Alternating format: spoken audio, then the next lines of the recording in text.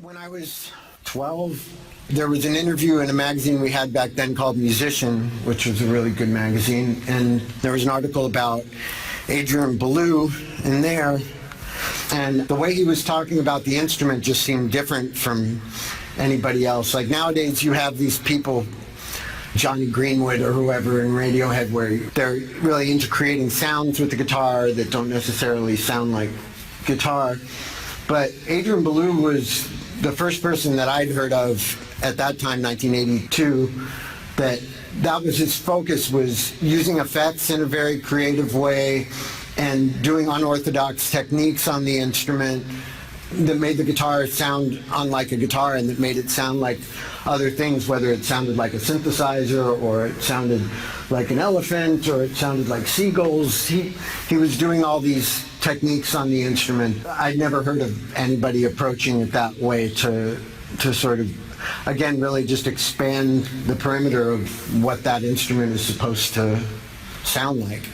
I immediately bought the album that was his first solo album called Lone Rhino, and these were really important albums to me. At that point, like, Jimi Hendrix always remained my favorite guitar player, but Adrian Belew became, I would guess you would say, my favorite current guitar player at that time.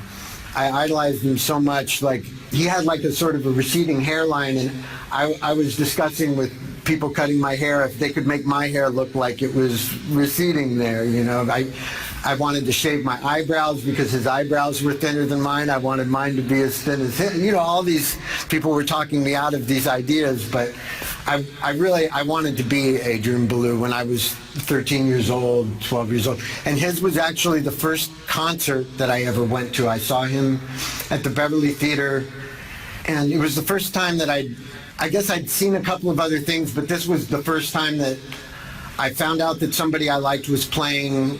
I got tickets for that show, and I managed to get to the show.